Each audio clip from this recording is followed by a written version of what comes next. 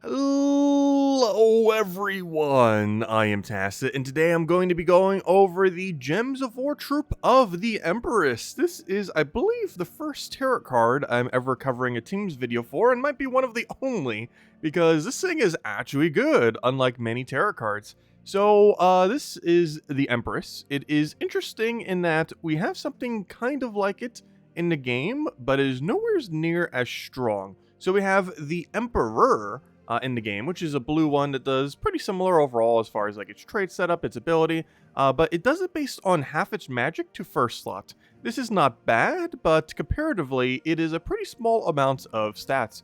Empress actually does a 1-to-1 based on her magic, meaning she's essentially doing double more than what the Emperor is, but instead of doing it to first slot, it is doing it to last. The other thing that makes it kind of interesting is instead of being a blue troop, it is green, and there are a lot of really good greens that can end up utilizing into this. We have things like Farce Troll, Truffle, Beatrix, and pretty much any other general mana accumulator, even just Leprechaun, kind of just being used with the extra +1, because tarot cards, of course, with only a 6 mana cost, are very, very, very easy to end up getting up. So basically, the whole premise of this troop is to set something into your last slot, buff it up like crazy, and kind of go from there. You'll get a lot of extra turns, get their stats up pretty much for free, and just go for one big cast or two big casts to go win out the entire fight. On top of that, it still has good tarot as well, so it'll still be gaining random stats effects for your own team. You can get some barriers in there, some enchants, and other useful things. As far as obtaining this troop, there are 3 ways to do so, or I should say 3 times to do so. The very first was this Monday, which is how we already have it. If you have the extended Elite Pass, the more expensive one, you do get them a week early, and that's how you can end up getting the Empress now. However, she officially releases, or I would consider it officially, through the Standard Pass tomorrow, which is why we're covering the video now. But if you have the Standard Pass, you'll be able to get her tomorrow, just from doing your tasks, and you'll have exactly enough to have 900. And of course, free to play, since you won't be able to get her from the pass, you'll be able to get her from the Volkey drop table in about a couple months by the time it ends and everything. I would say probably for sure by late April, though do keep an eye because they normally announce in-game lately when the tarot cards actually do come into the drop table. Do keep in mind, though, of course, they're not guaranteed, so once they are in the Vault Key drop table, you do have to open quite a few Vault Keys. Though so far, with all the Vault Keys that we've been opening, it seems like, at least in the current state of the game, about 1,000 Vault Keys can end up getting you every single tarot card in the game. And that might sound like a lot, but within a Vault event or two, you can pretty easily farm, or maybe not easily. Within 2 Vault events, you easily could, but within 1, you technically could. But after about 1,000 Vault Keys, you're probably going to have every single tarot card. This will probably be the case for at least the next year or so, until they add so many where it might not be possible to. But even though it might seem hard to catch up on them, they're definitely pretty catch-upable, at least currently, until we have like 50 tarot cards. But with the current amount, it works. But anyways, let's go and do a bunch of teams for this, and just kind of mess around. So, of course, we've already been using this quite a bit over the last week, and it's mostly just to show some of those teams that we ended up composing during that time. So let's start all the way from the top with actually the original team that we ended up going with. There's a lot that I tried for this. It's not an infinite loop. Obviously, you have things like Truffle if you really want to go infinite loop, like Farce Troll, Truffle, stuff like that. However, I did end up opting for one I don't use too often, the Sycorax. The main reason for the Sycorax here is mostly because he can loop into himself.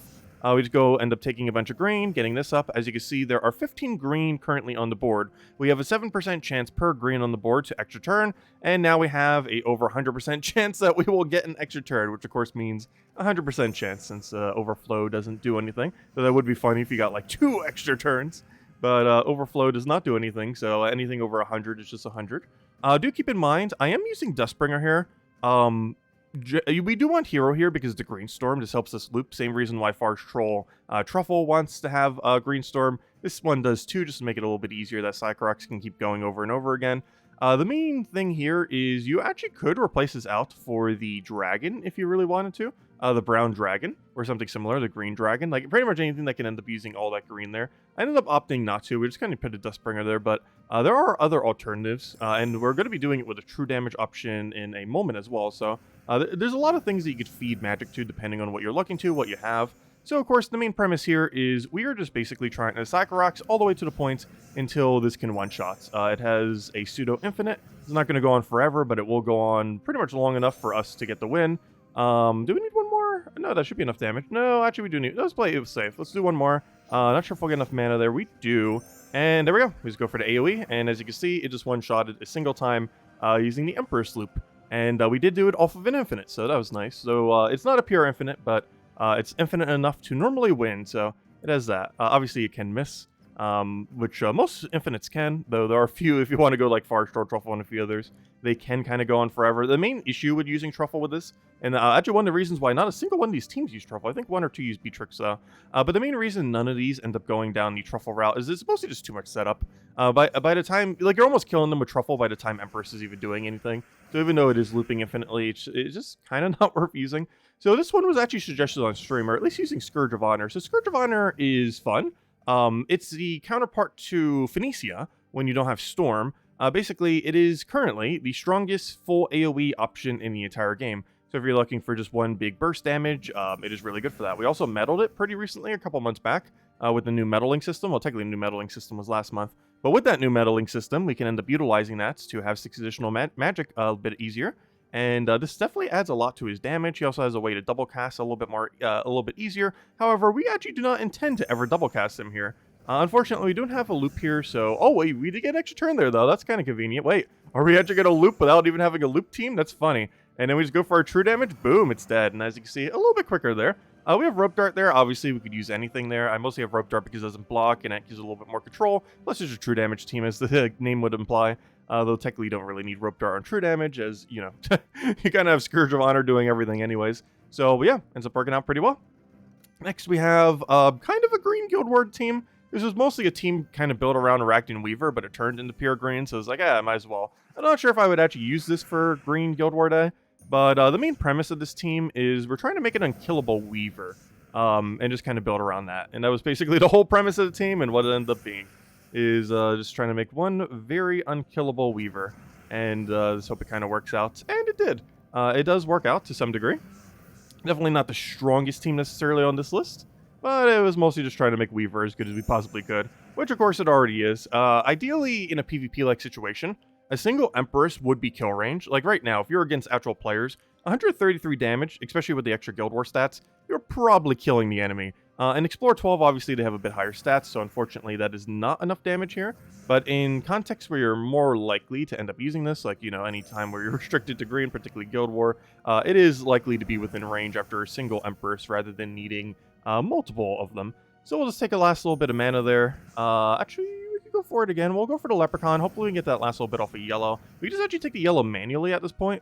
Actually, do we already have damage range? We do, so we might as well take the yellow, kill it out, Weaver, and we're good to go. And of course, if that web spinner was ever to die, well, every single time we get a kill, there's a 75% chance we get a web spinner back there, which will essentially just replace out the web spinner we already had in our first slot. Also this week, literally as of this week, on Monday, last week's Monday, not tomorrow Monday, we ended up getting that new pet that gives +5 to all stats to web spinner. Actually, that will still be available next week too if you want to go and end up picking it up. So perfect to go with your Empress then for any kind of web spinner Empress build.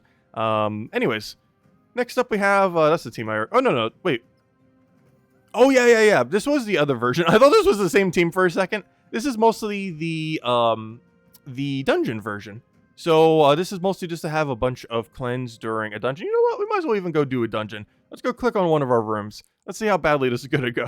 I hope we just don't hit a trap. Oh, there we go. Okay. Let's go against this one. Let's just do it against the actual dungeon. So this one is meant for exactly this. Explore, or not, level 20 dungeons. Max level dungeons, which have a lot of stats. Basically, we're doing the same premise again. Scourge of Honor. But we have Cleanse, so if we get hit by a billion annoying status effects, we will have an option for it. Obviously, if you're stunned or something on Brown Day, then your Cleanse won't do anything, and you would need a different team most likely for that particular circumstance. Really bad starting board, unfortunately.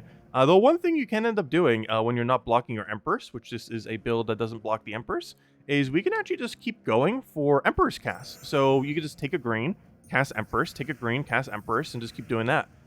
If you have enough green, which we do on this build, I believe we're on a +3, no, there's +2 green. But you can just keep taking green over and over and over again, and just get it right back up. And you can go a +3 green build, which would absolutely guarantee that every single time you take a green, you would get full mana on it. Speaking of guaranteed mana, we did not get our Thrall up off the Surge. That's really unfortunate when that doesn't happen.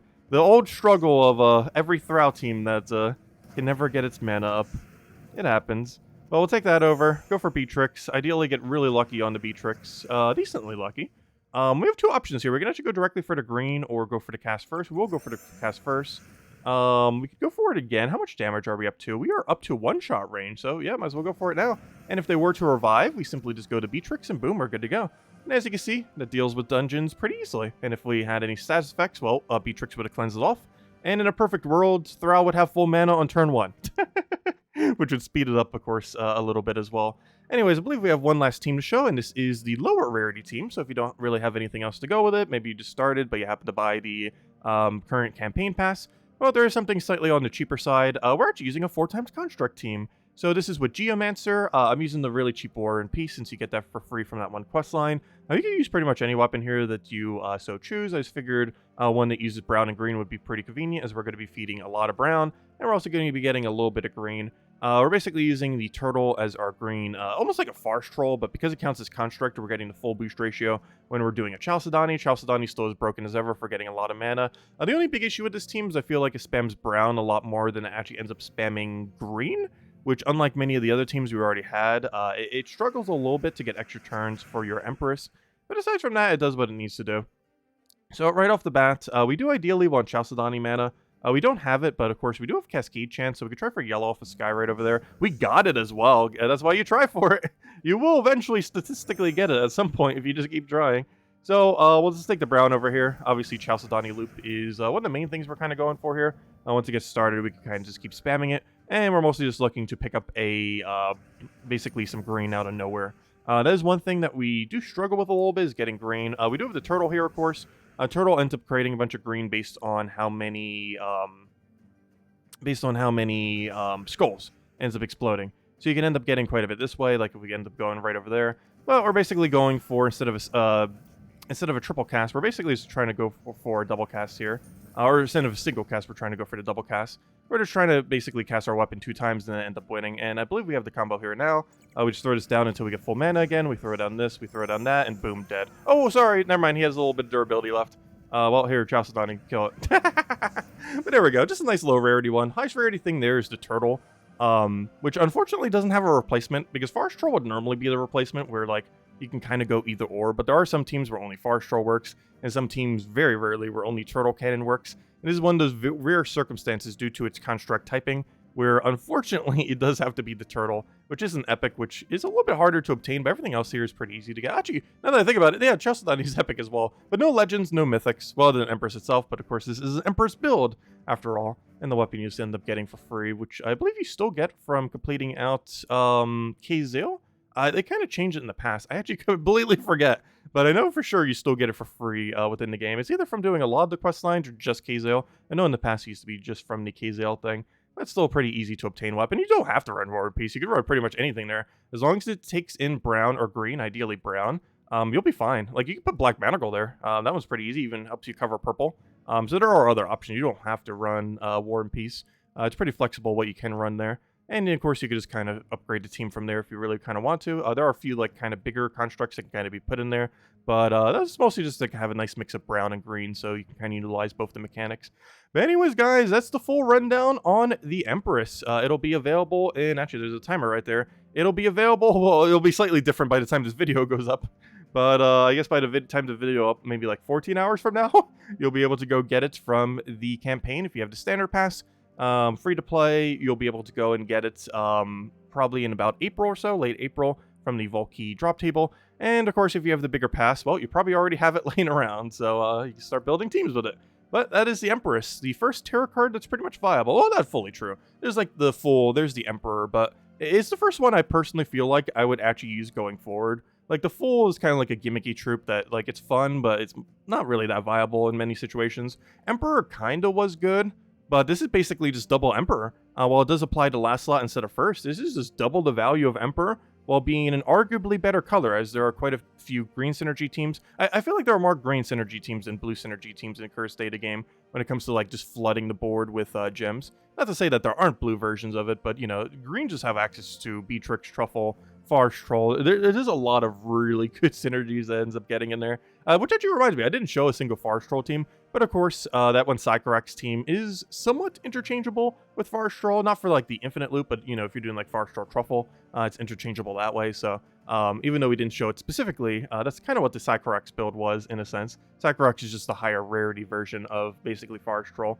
But anyways, guys, that's the rundown on Empress. Best of luck if you're going to be messing around with it. Feel free to leave any of your teams that you ended up messing around with Empress below as well, as it's definitely a pretty diverse troop that's probably going to see a lot of usage in the future. It's probably not going to be used on any kind of defend team because the AI is probably going to use it horribly, but offensively, it definitely has potential into future quick kill teams due to its low mana cost and very accessible capability of extra turning while gaining a lot of additional stats. There'll be a lot of instances where it could just buff up very quickly, go for the one shot, and just kill it out, especially if we get better true damagers in the future. Not that Scourge of Honor is a bad true damager, but you know, if we get an even better one, well, this will become even stronger. Like imagine a Scourge of Honor that does a similar amount of damage that also gains a bunch of mana back, so that you can extra turn spam it and go for maybe like a quick double cast, or even a higher damage range, so you can get the first one shot a little bit quicker. So a lot of potential. Anyways, guys, that's a rundown on the Empress. All the teams are in the description below if you want to go and copy paste any of them. Thank you so much for watching, and feel free to leave a like on the video if you enjoyed.